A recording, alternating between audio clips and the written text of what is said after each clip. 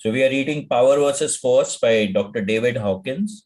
We are on part 2 of the book, chapter 9, Power Patterns in Human Attitudes. The ability to differentiate between high and low energy patterns is a matter of perception and discrimination that most of us learn by painful trial and error.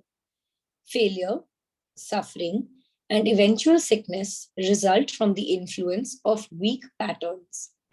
Success, happiness, and health proceed from powerful attractor patterns. Okay, so what does this mean? We've talked about the patterns, anything that needs to get created. Before it is created, an attractor pattern gets created for it to get created. Okay. Now, depending on what is the field, what is the characteristic of the attractor pattern, that is what is going to manifest for you.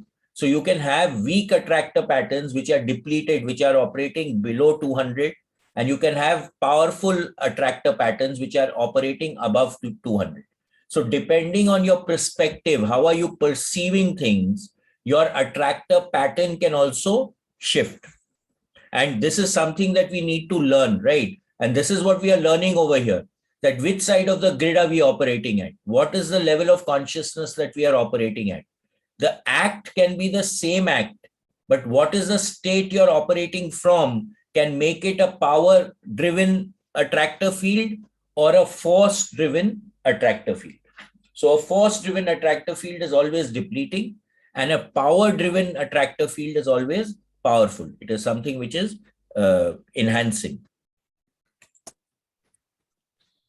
Therefore, it is well worth taking a few minutes to scan the list of contrasting patterns below, which have been researched and calibrated to determine their respective criteria. This exhaustive listing is an educational tool operating from the principle of closure.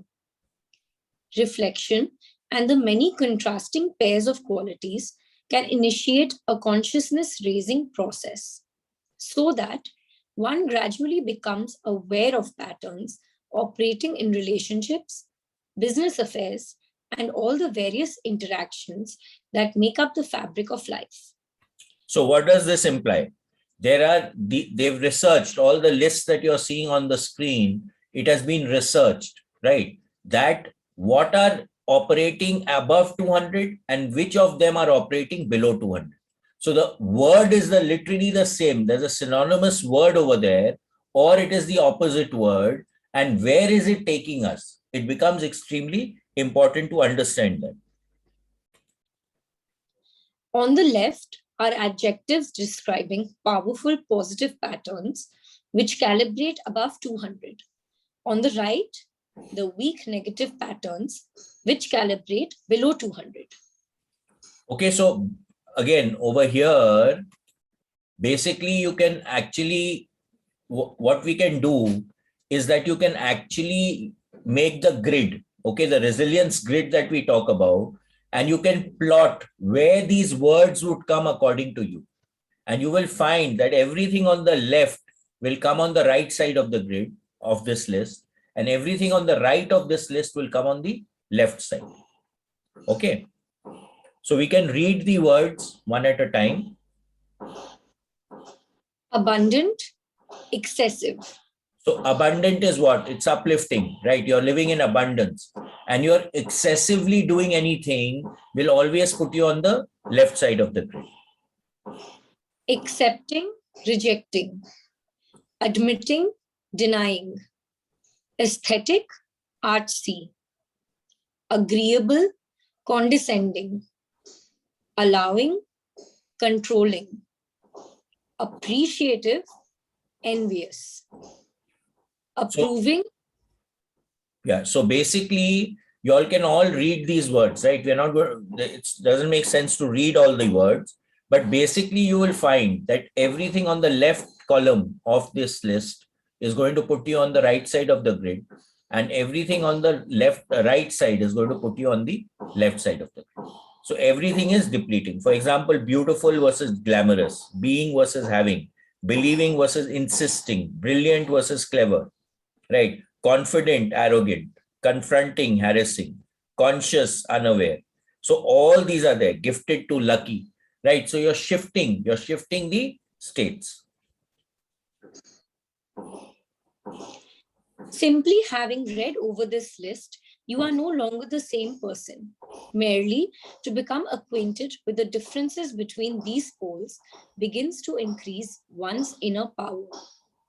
With these distinctions in mind, we will start to notice things we never observed before. Such revelations occur because, as the reader will discover, the universe favors power. Moreover, the universe does not forget. There are many. So again, what is it saying over here? That when you start associating with something that is uplifting, you are going to feel an effect in your field. There will be a shift in your field as soon as you start associating with something that is power, that has power, right? The list itself will make you shift. Okay. And because you're reading it, you become aware what is depleting and what is uplifting. So you start focusing on what is uplifting. No one wants to focus on what is depleting. Because we are unaware, we focus on what is depleting and we don't realize what we are doing. And of course, the universe never forgets. Nothing is hidden in the universe, let me tell you. If you have eyes to see, ears to hear, nose to smell, skin to feel, everything is there. It never forgets. This is something we are seeing in biofield tuning also. Incidents that you have forgotten are registered in the biofield.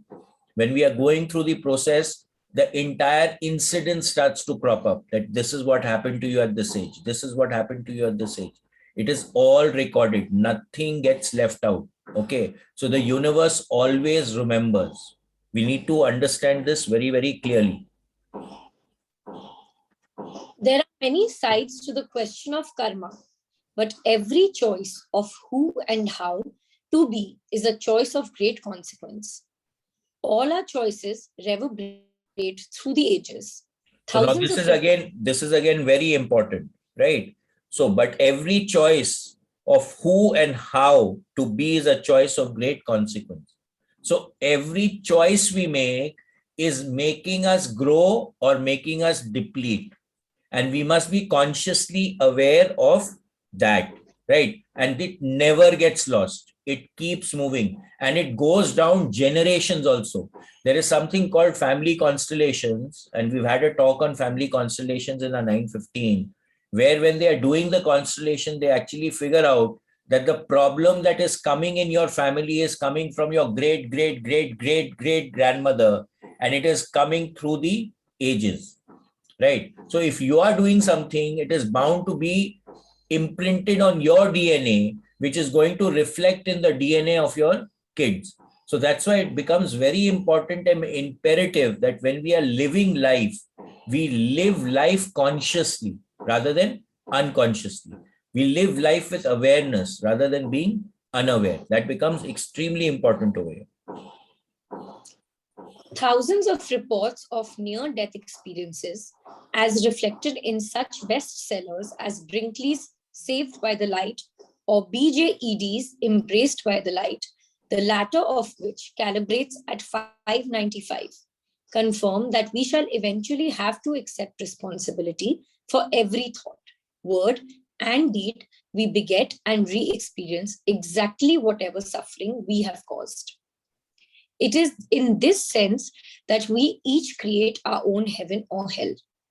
So this is again something that we have been constantly talking about, and in Zero Limits it came out very clearly that we are responsible for everything that happens to us, right? No one else can be held responsible for what is happening to us.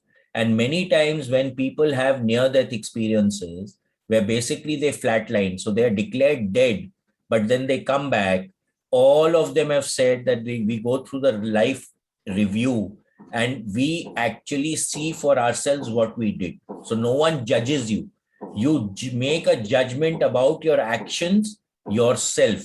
And when you do that, naturally you are affected by your actions because that is creating a field effect in whatever is happening in your life going into the future. The universe holds its breath as we choose instant by instant which pathway to follow. For the universe, the very essence of life itself is highly conscious. Every act, thought, and choice adds to a permanent mosaic. Our decisions ripple through the universe of consciousness to affect the lives of all. Lest this idea be considered either merely mystical or fanciful, let us remember that the fundamental tenet of the new theoretical physics.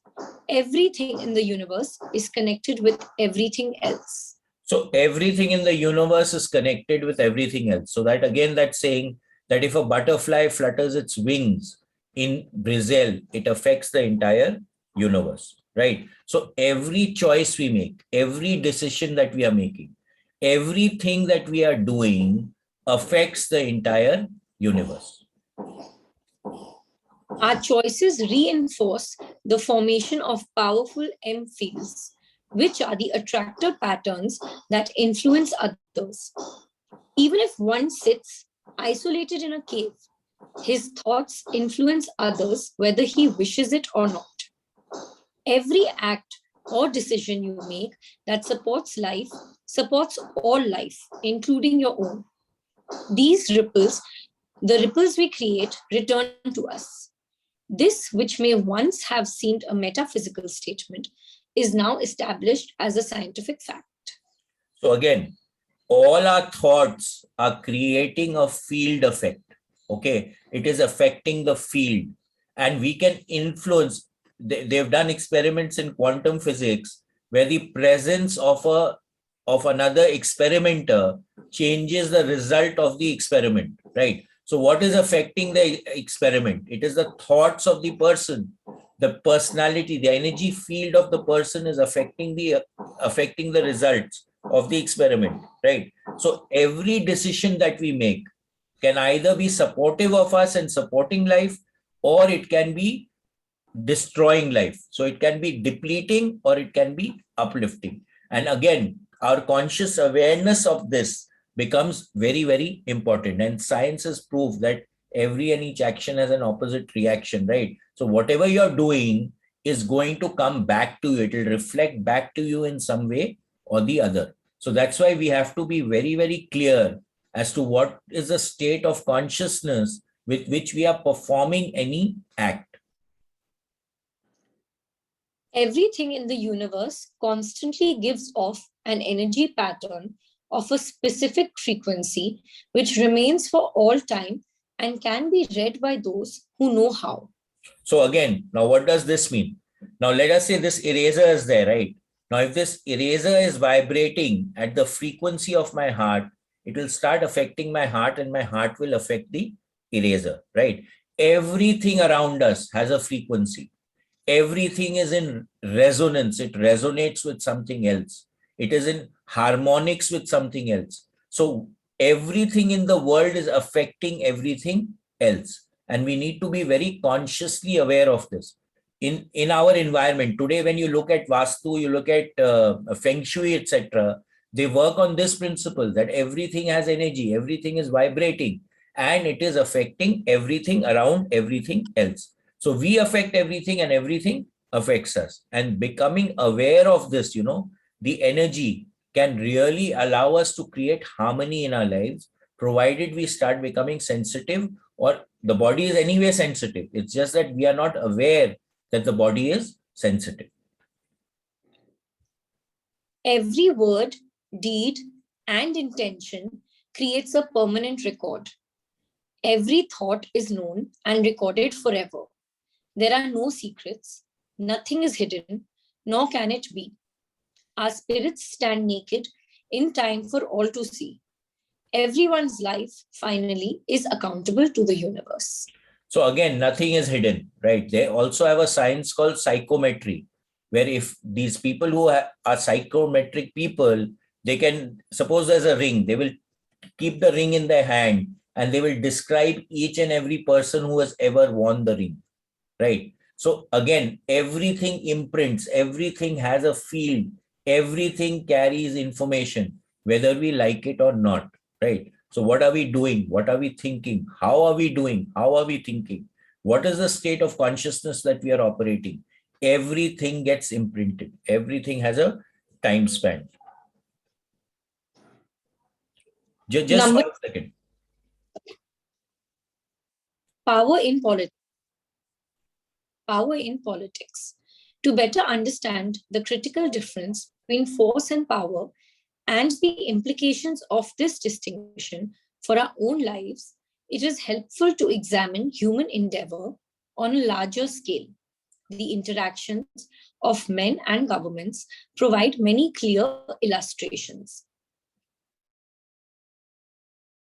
Perspective, we will, of course, be reminded of the powerful example set by the American Revolution, which first formally established freedom as an inalienable right, setting a precedent for centuries to come.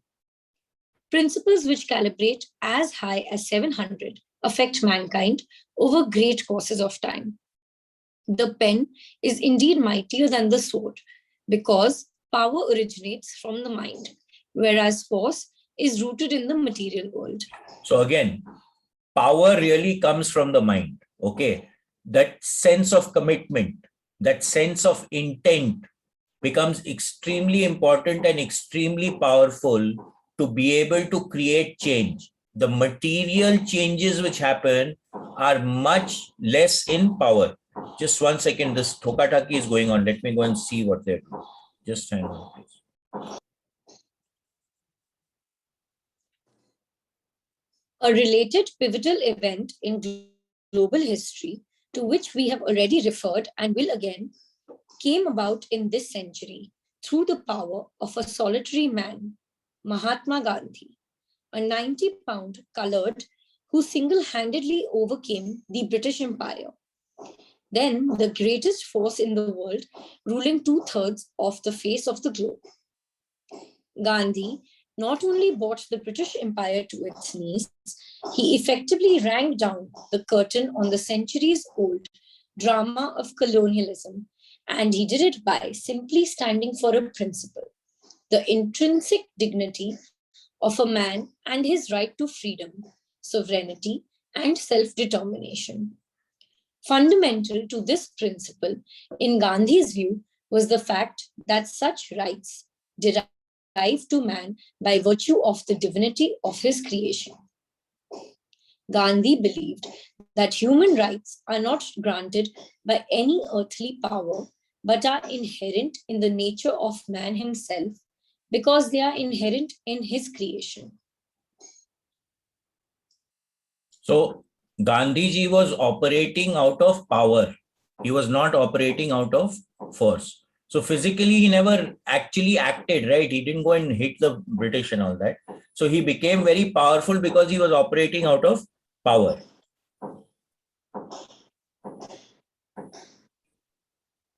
Fundamental to this, violence is force. Because Gandhi was aligned with power rather than force, he forbade all use of violence in his cause. And because he expressed universal principles which calibrate at 700, he was able to unite the will of the people. When the will of the people is so united by and aligned with universal principle, it is virtually unconquerable.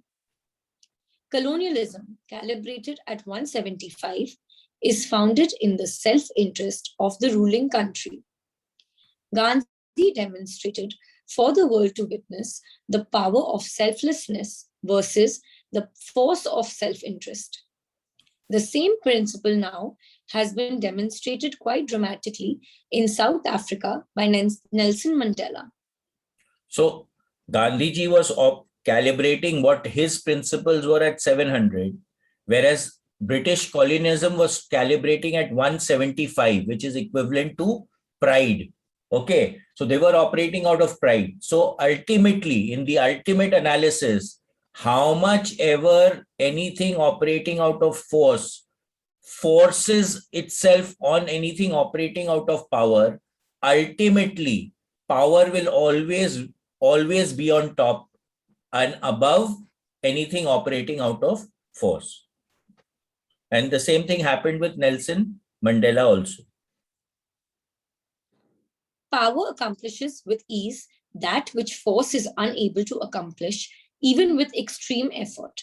Thus, in our own time, we have seen the almost effortless toppling of communism as a government form, and half a century of the most ominous and ultimately ineffectual military confrontation of history. The political naivete of the Russian people, long used to the tyrannical rule of the Tsars, did not allow them the civic wisdom to understand that in the name of communism, a totalitarian dictatorship was being established. Similarly, the German people were deceived by Hitler, who rose to power in the name of National Socialism, only to establish a virtual tyranny. A distinctive characteristic of force in politics is that it cannot tolerate dissent. Both rules depend on the pervasive use of force through secret police. Stalin, who also put millions to death, relied on his KGB as Hitler his Gestapo. So, what it says over here, a distinctive characteristic of force in politics is that it cannot tolerate any dissent, right? So any government which is operating out of force will not allow any kind of dissent to be voiced by anyone. If anyone voices dissent, they are going to either remove that person or imprison the person or kill the person, right? Now, this is a very clear characteristic and nature of anything that is operating out of force. Because anything operating out of power will be allowing, will be all-encompassing, will be embracing. Whereas when you are operating out of force, you're operating out of egoism, you're operating out of self-interest, you're operating out of selfishness. Okay, when you go above 200, you start looking out for the other person. Whereas when you're operating below 200, you keep looking out for yourself. Okay, so that's the distinction between the two. That's why when you're looking out for yourself, you will not tolerate any dissent. That my word is the rule. It will not be broken by anyone. And all these things, you'll not hear the views of another person. The decision will be taken and that's it. Nothing more than that. No discussion, right? But when you're operating above 200, then the views and the harmony of everyone concerned starts becoming important. Adolf Hitler assembled the greatest military machine the world had ever seen. On the simple level of force, his military was unbeatable. Yet, he could not defeat a tiny island across the English Channel because of the power expressed by Winston Churchill, who unified the will of his people through principles of freedom and selfless sacrifice. Churchill stood for power, Hitler for force. When the two meet, power always eventually succeeds in the long run. If it is deeply founded in the will of the people, power is immune to force. So again, power will always come out one up against force. Very, very clearly and very straight. Force is seductive because it emanates a certain glamour. Whether that glamour is manifested in the guise of false patriotism, prestige, or dominance, while true power very often is quite unglamorous. So if you see, right, highly spiritual people will always be unglamorous. Why? Because they are operating out of a deep level of power. They don't need it. Whereas anyone who's doing tam jam and all that showbaji and all that, you'll find they're always operating out of force, right? Because they're wanting something, they're desiring something. Whereas a true spiritual person will not desire, he'll just do for the sake of doing. And that's the shift between power and force. What could be more glamorous than the Luftwaffe and Waffen-SS of Nazi Germany during the Second World War? These elite branches embodied romance, privilege, and style. and certainly had at their disposal enormous force, the most advanced weapons of the day, and an esprit de corps that cemented their might. Such is the glamour of the formidable. So in the beginning, force always looks very beautiful. It's very attractive.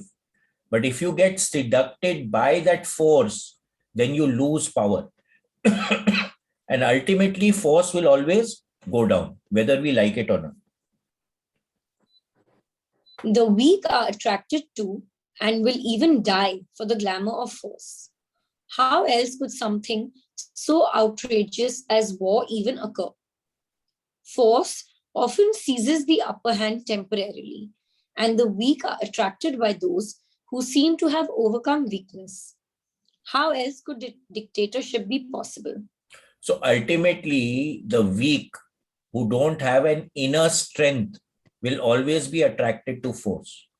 A spiritual person or a person who operates out of centeredness, out of equanimity within, will not be seduced by anything which is glamorous. Okay. Anything that emits force, they're not going to be seduced by it because their focus of attention is somewhere else.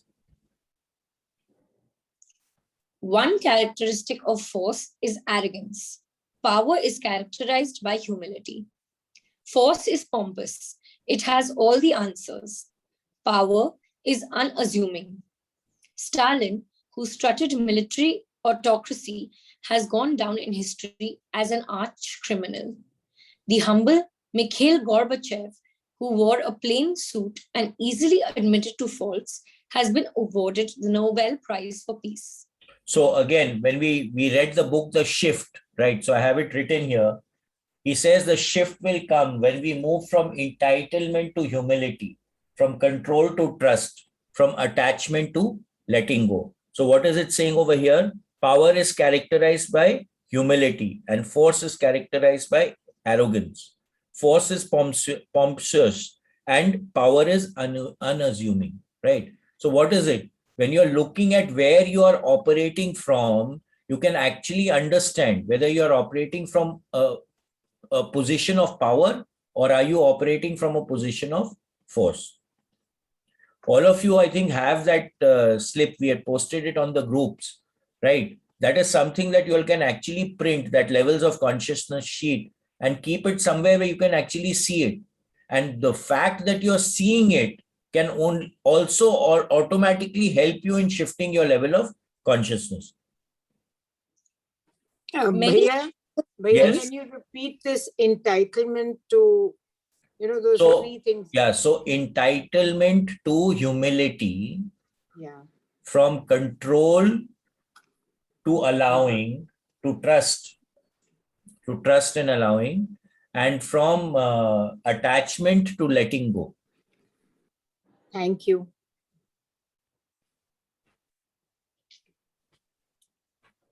Many political systems and social movements begin with true power, but as time goes on, become co-opted by self-seekers and end up relying increasingly on force until they finally fall in disgrace. So this also is very important, right?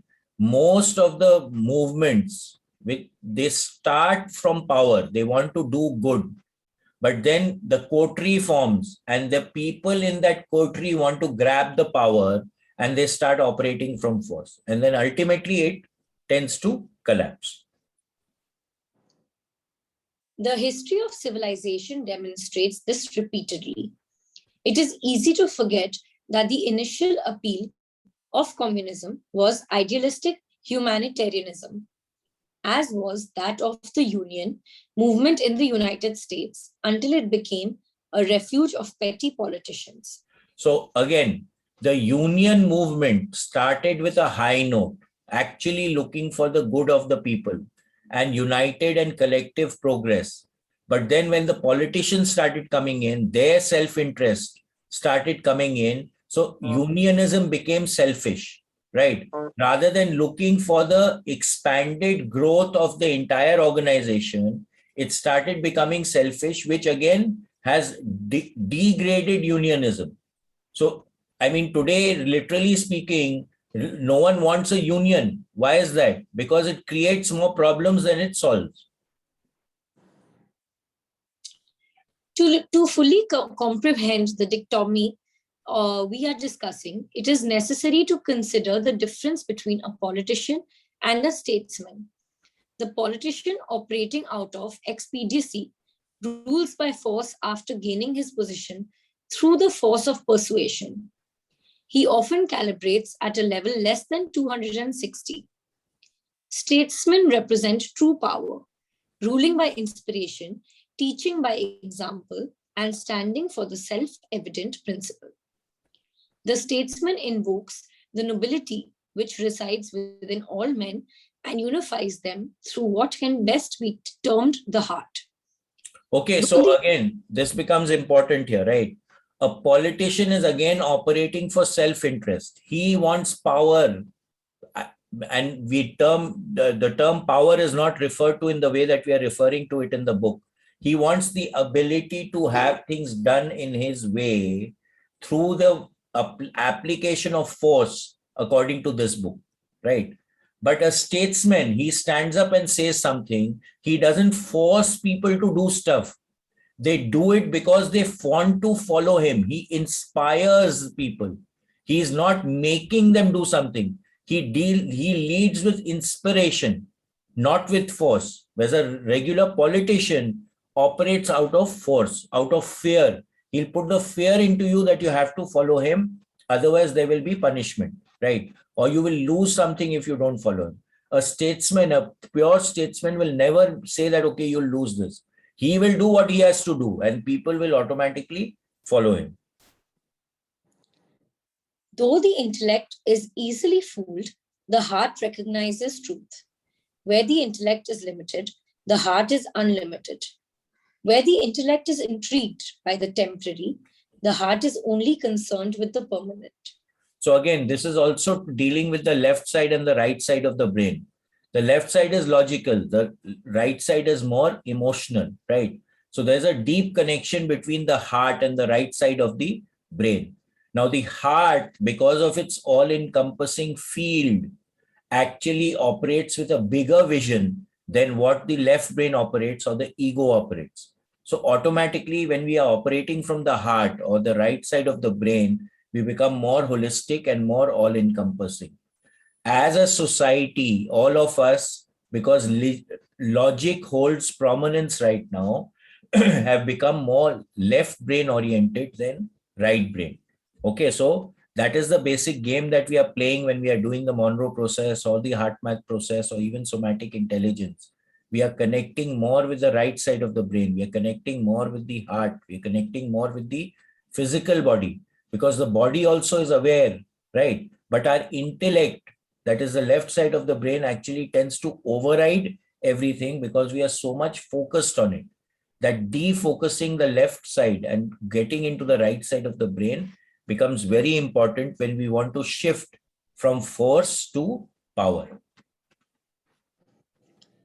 Force often relies upon rhetoric, propaganda, and specious argument to garner support and disguise underlying motivations. One characteristic of truth, though, is that it needs no defense. It is self-evident. This is very important, right? Whenever you have to justify something, you can totally get that you're operating out of force. Because when you're operating out of power, whatever you're doing or being does not need any justification. It is self-evident that what you're doing is the right thing to do. No justification is required. That all men are created equal requires no justification or rhetorical persuasion. That it is wrong to gas people to death in concentration camps is self-evident. It requires no argument. The principles upon which true power is based never require vindication, as force inevitably does. There are always endless arguments about whether force is justified or not. So again, as soon as you start justifying, as soon as you start blaming, you are operating out of force and you're not operating out of power. It's a given. It is clear that power is associated with that which supports life, and force is associated with that which exploits life for the gain of an individual or an organization. Force is divisive, and through that divisiveness, weakness, whereas power unifies. Force polarizes. The jingoism that has such obvious internal appeal to a militaristic nation just as obviously alienates the rest of the world. So again, whenever we are operating out of power, it is operating from selfishness. It is looking at the smaller organization. It is looking at yourself, right? Whereas power works for everyone. It is not concerned whether this is that or that is this. It just wants to do what is uplifting, which is life enhancing for everyone concerned. Power attracts, whereas force repels. Because power unifies, it has no true enemies, though its manifestations may be opposed by opportunists whose ends it does not serve. Power serves others, whereas force is self-serving. The true statesman serves the people. The politician exploits people. The politician exploits people to serve his own ambitions. The statesman sacrifices himself to serve others. The politician sacrifices others to serve himself. Power appeals to our higher nature, force to our lower nature. Force is limited, whereas power is unlimited. So again, we always talk about moving from effortfulness to effortlessness, right? So when we are operating out of power, we are unlimited. We work from effortlessness. When we operate from force, we are limited. So we work from effortfulness. Power seeks to unify. Power seeks to serve others. Power seeks to do for others. It is not looking for itself all the time, right? Force is constantly looking for itself. It is selfish. It wants things for itself. It wants to take things away from people. The control dramas that we talk about in the Celestine prophecies, when you are operating out of force, that is when the control drama will play out. When you operate out of power, there is no control drama. Everything just moves. It slides very gently and effectively. Yes, Bianca. Hi, Bhaiya. Just wanted to ask you then, if we take it from the Gita's point of view, can you say that force stands for adharma and you can say that power stands for dharma? Absolutely. Because when you talk about uniting and then you talk about dividing, absolutely. you talk about selfless acts and selfish acts. Correct. Right? Absolutely. So anything that is uplifting, right? Dharma is uplifting. It is operating from a deeper sense of equanimity. Whereas adharma is always selfish. It is wanting to grab something from someone else, which is not its, and it is doing something which is not right in the bigger sense of the terms. So absolutely, you're absolutely right. So force can also stand for the inflated ego. Absolutely, well, right? 101%. So if you look at the chart of consciousness, whenever we are operating out of ego, we are operating below 200. As soon as you go above 200, where you go to 250, it is neutral. When you're neutral, where is the ego? The ego is no longer there as soon as you go above 200. And this is something that, this was very beautifully shared by one of the participants of the recent online gateway voyage that we conducted. She said very clearly that there was no ego when I went into that state. I lost the sense of my body. I lost the sense of ego. So as soon as we are going into these higher states of consciousness that we experience in the Monroe processes, you automatically shift into power. It is a given. Thank you, Bhaiya. Through its insistence that the end justifies the means, force sells out freedom for expediency. Force offers quick, easy solutions. In power, the means and end are the same, but ends require greater maturity, discipline, and patience to be brought to fruition. Great leaders inspire us to have faith and confidence because the power of their absolute integrity and alignment. So what is happening? When we are operating out of power, we are integrated. We are operating from equanimity. We have resilience. Okay, we can be very persistent in what we are doing with a gentle state of consciousness. Whereas if you are operating out of power, we are always attempting to, out of force, we are forcing things to happen. We are wanting to make things happen, right? And that always will end up creating problems. Great leaders inspire us to have faith and confidence because of the power of their absolute integrity and alignment with inviolate principles. Such figures understand that you cannot compromise principle and still retain your power. Winston Churchill never needed to use force with the British people.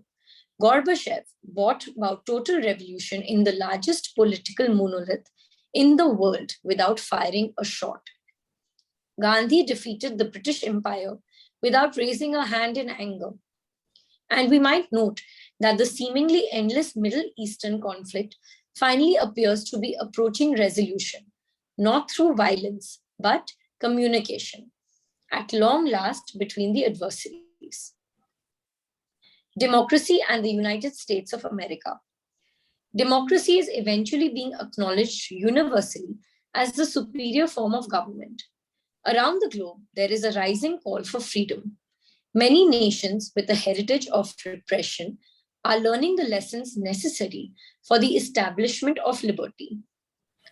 Following conventional science, historians usually try to explain such sequences of political events through an A is less than B is less than C casualty. This, however, is merely the apparent sequential unfolding of something with a much greater power. The ABC attractor pattern out of which a society evolves. So again, when we are looking at cause and effect, right? So A moves to B, or A is the result of B and B is the result of C. But when we are looking at higher states of consciousness, we have seen previously that A, B, C are happening simultaneously. They're not happening one after the other. In a normal state of consciousness, which we normally operate in this 3D world, we perceive it as A moves to B, moves to C, but it doesn't actually happen like that when we go into the higher states of consciousness. The power of the United States or any other democracy arises from the principles upon which it is founded. Thus, we can find the basis of power by examining such documents as the Constitution of the United States, the Bill of Rights, the Declaration of Independence, and such acknowledged expressions of the spirit of democracy as the Gettysburg Address. So anything that is operating out of power will calibrate high in the level of consciousness. So all these declarations were life enhancing. They were actually working for the greater good. So they all operated at higher states of consciousness. They calibrated at a higher state of consciousness. If we calibrate the relative power of each line of these documents, we find the highest attractor pattern of all, out of which the power of the entire United States government emanates.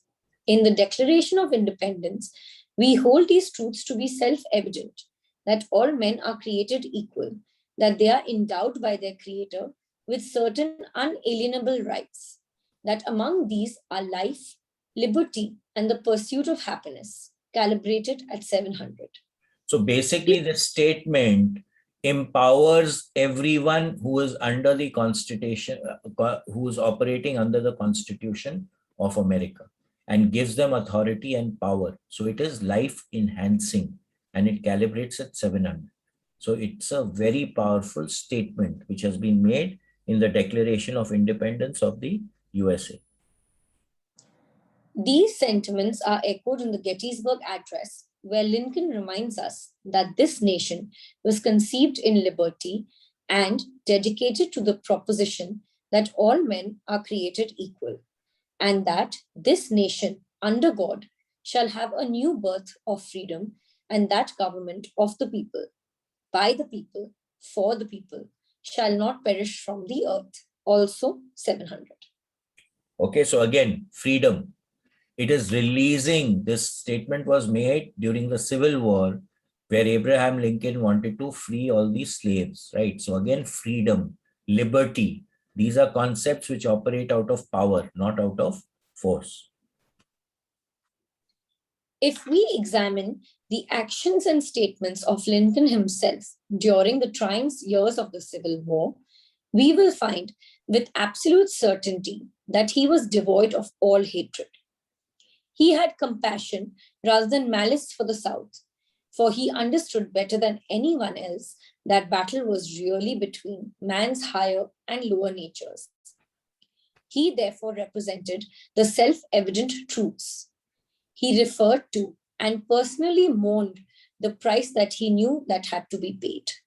So although he was fighting the North, with the North was attacking the South, but he was still operating out of compassion. So again, the action does not really matter.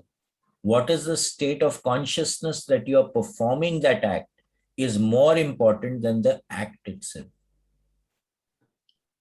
The Declaration of Independence states, "We hold these truths to be self-evident, that human rights are endowed by nature of man's creation, and we are inalienable.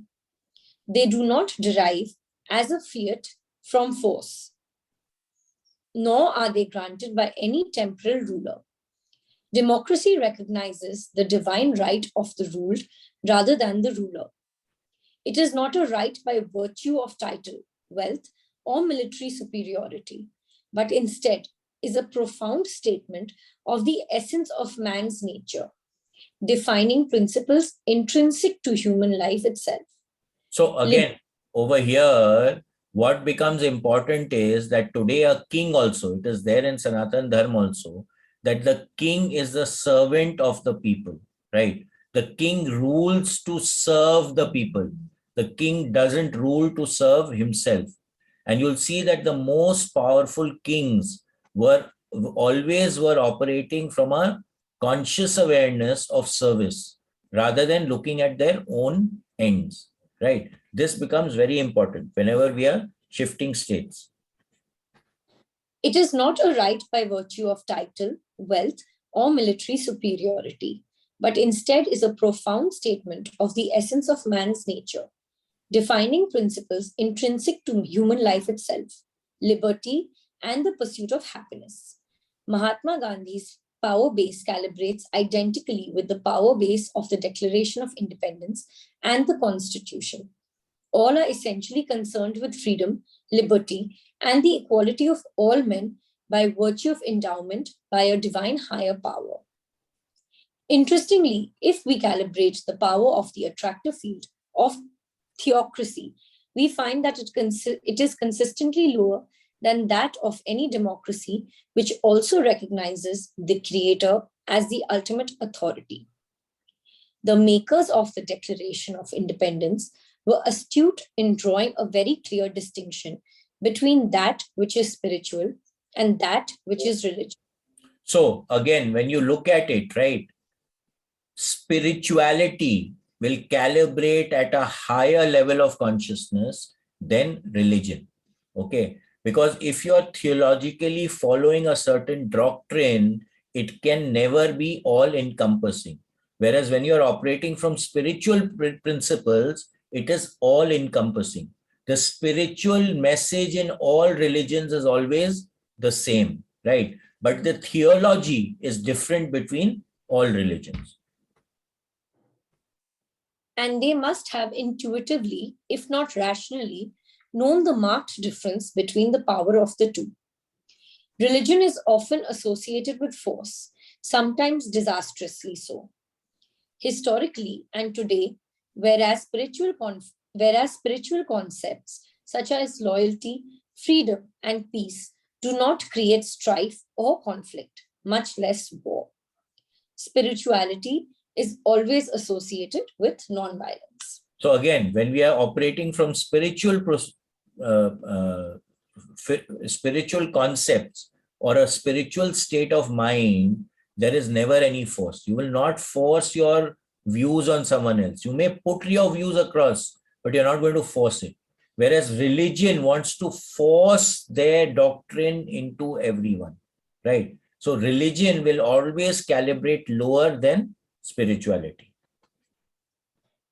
If we examine the application of the Bill of Rights today, however, we find that its power in several areas has dwindled.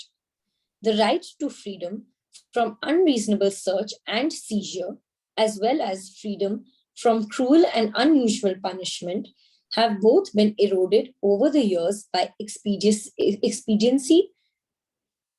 So what is happening now? When something starts, it may calibrate at X level, right? But depending on how people follow it, it may rise in power or fall. So many times when rights and freedom are violated, the level of consciousness with which something is operating also starts to fall. The spirit of the United States Constitution has become sufficiently dimmed that laws which are blatantly unconstitutional are frequently proposed and often passed without a murmur of protest. Pockets of totalitarianism exist within the government itself. Our society routinely tolerates totalitarian tactics by both federal and local agencies, manifested in the conspicuous use of intimidation. Unfortunately, we have gotten so used to an atmosphere of fear and violence that it comes as a surprise to Americans abroad that the threat of government intrusion or police force does not even exist in many foreign countries. So again, if you look at how the police force works in India, if you have an option, will you go to a police officer and ask for anything or ask for help? Becomes a very important point over here, right? So the police force in India, they don't act out of service. They're acting for their self-interest most of the time. They're looking out for themselves rather than looking out for the people. So they're constantly operating out of force, which is the reason why no one wants to go to them. Right. Now in America also, although the concept at the lower levels is of service, at the higher levels, the police officials are also looking out for themselves. The politicians, they are aligned with politicians, etc. So again, they are operating out of force and not out of power. It is most important to remember that to violate principle for practical expediency is to relinquish enormous power. So again, so what does this mean, right? To violate operating out of power in the short run for immediate results will always cause problems. The rationalization that the execution of criminals deters crime, for instance, does not hold up under study, and the end does not justify the means.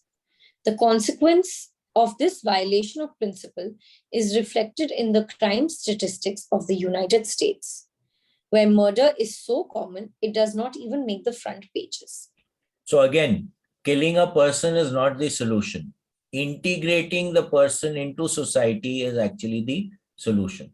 Now, in most cases, when a murder takes place, why is the murder taking place and what is the reason why it took place becomes very important. But today we don't look at it.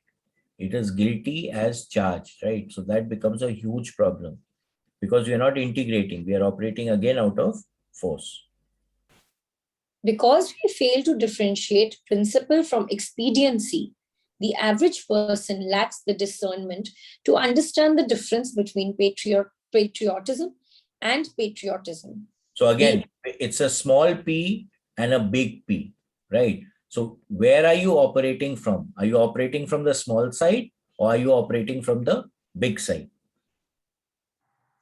The average person lacks the discernment to understand the difference between patriotism and patriotism, between Americanism and Americanism, between God and God, between freedom and freedom, between liberty and liberty. Thus, Americanism is used as a justification by white supremacy groups calibrated at 150 and lynch mobs, just as warmongering throughout history has been conducted in the name of God. The misinterpretation of liberty as license tells us that many people do not know the difference between freedom and freedom. So again, where or what state of consciousness are you operating the principle, although what you're doing is the same, becomes very, very different. Learning the difference between principles and their imitators requires experience and educated judgment. The exercise of such discretion is necessary for moral survival in the modern world in general, but is imperative in those graced of areas where ethical ambiguity has been elevated from convention to art form, the political arena and the marketplace of daily commerce. So what does this mean? Like, what did Hitler do? He evoked the principle of patriotism in the German people, and in that guise, he took total control of the entire nation, right? Now, he seduced them by using patriotism, but ultimately he was operating out of force. He was not operating out of power. So again, force becomes very seductive in the short run, but in the long run, it doesn't pay off. In the long run, operating out of power will always pay off. So we can stop here. Anyone, anything to add or say?